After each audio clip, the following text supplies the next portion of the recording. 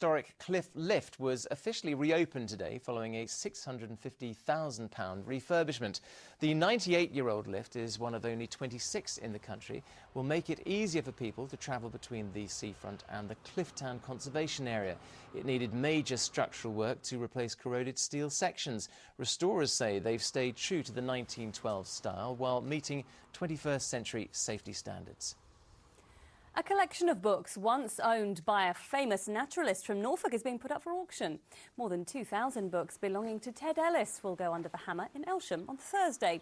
The writer and broadcaster, who died in 1986, devoted his life to studying natural history. The collection is likely to fetch more than £10,000. To be able to go through all the books in the library and sort of carefully note any little annotations that he made and any little jottings. I mean, it's been a pleasure to catalogue it. The world-famous Norfolk rose grower Peter Beale, who we featured on last night's programme, has won his 18th gold medal at the Chelsea Flower Show. This year, his company's stand featured semi-mature trees adorned with climbing and rambling roses, including a new rose called the Beatrix Potter, which was introduced by the actress Patricia Routledge. And a garden designed by Ben Wincott, a lecturer at Writtle College in Chelmsford, has won a bronze award, so well done to him as well.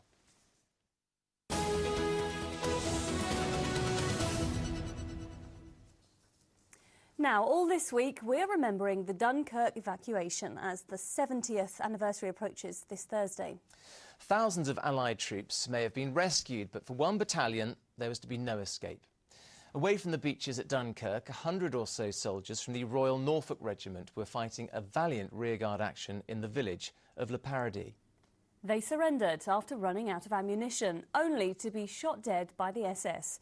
But against all odds, 2 survived and fought tirelessly after the war to bring the commander to justice. Malcolm Robertson has the story of the massacre in Paradis.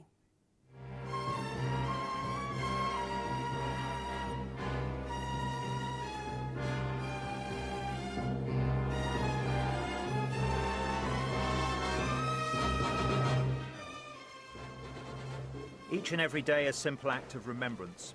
In the chapel of St Saviour at Norwich Cathedral, a single page is turned in memory of those from Norfolk killed during the Second World War.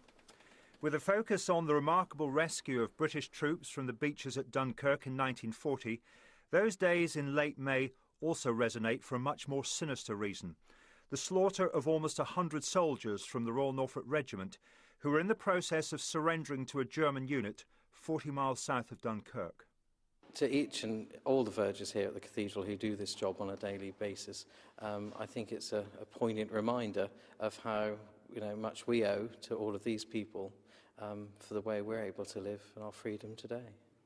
Trying to prevent the Germans reaching Dunkirk, they were gunned down and left to die outside a barn on a French farm. What happened on that fateful Monday afternoon, May the 27th, 1940, in the small village of Paradis, is chronicled here at the Royal Norfolk Regimental Museum, and the world might never have got to know about the atrocity had it not been for the courage and the tenacity of 2 soldiers who amazingly survived the massacre. While 97 of their mates were slain, Bill O'Callaghan and Bert Pooley pretended to be dead. Interviewed by Anglia television in 1970 as he returned to the field where the shootings took place, Bill recalled those horrific moments. I suddenly realised that we were going to be murdered, and I dived down. One bullet caught me in the arm, and I lay with my face in a bunch of thistles. I just froze. I didn't dare move a muscle. Then someone was shaking me, and I found that somebody else had lived through it. It was Bert, Albert Pooley. His leg had been very, very badly shot up. For 2 days they hid in the village, in a pigsty on a farm belonging to Madame Creton. She looked after them and helped them escape, although both were later captured and taken prisoners of war. 70 years on, Dennis O'Callaghan still has his father's wartime diary, although the entries he would have kept during those awful days had been removed because he would have feared reprisals if the diary had fallen into enemy hands. They ran out of ammunition and they had to surrender. And Major Ryder decided with a show of hands to surrender, and obviously everyone thought they would go into a prisoner of war camp, but within a matter of hours of surrendering, they were all dead. They were massacred in a field of death. At his home near King's Lynn, Dennis O'Callaghan is determined to keep alive the memory of what happened at Le Paradis. Those tragic events of May the 27th, 1940, became the subject of a 1962 film, The Vengeance of Private Pooley. It was rather wide of the mark. Bill O'Callaghan's name was changed to Carter, and in the film, he was killed. And the SS commander who gave the orders to shoot was known as Frost.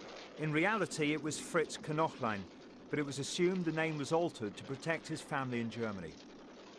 When the war was over, Pooley and O'Callaghan were determined to bring him to book. Initially, they struggled to find anyone who would take their claims seriously, but mainly through the efforts of Bert Pooley, Knochlein eventually appeared before a war crimes court, and on January the 28th, 1949, he was executed in Hamburg. A man who'd ordered the killings of 97 unarmed British soldiers, buried first of all in a French field before the remains were exhumed and placed in the village cemetery in Le Paradis. O'Callaghan, who came from Dereham in Norfolk, and Pooley from London, are both now dead, but their memory lives on. And what they achieved in life was to gain some kind of justice for the families of brave colleagues killed in cold blood. Families who will return to Le Paradis this week to mark the 70th anniversary of their deaths. Families for whom an association with Dunkirk 1940 will always be a very sad one. Malcolm Robertson, Anglia News. Well, it is an extraordinary story there, and we're going to have more from Malcolm Robertson tomorrow when we'll continue our anniversary coverage. He'll be reporting live from Ramsgate. That's where the little ships from our region will be preparing for the commemorative journey back to Dunkirk on Thursday. That's 6 o'clock tomorrow evening. Don't miss it. Now it's time to see what's coming up in the rest of the news hour in just a couple of minutes. Yep, those stories coming up with Mary shortly. Now, let's get that all-important weather, shall we? Here's Rachel. Good evening. Well, it has been a much cooler day today than it has been over the past couple of days, but it stayed dry. Now, it's quite a change into tomorrow. We are at risk of some quite heavy... And that's all we've got time for this evening. Thanks so much for joining us. Of course, we'll do it all again tomorrow. Look forward to that. See you then. Goodbye. Bye-bye.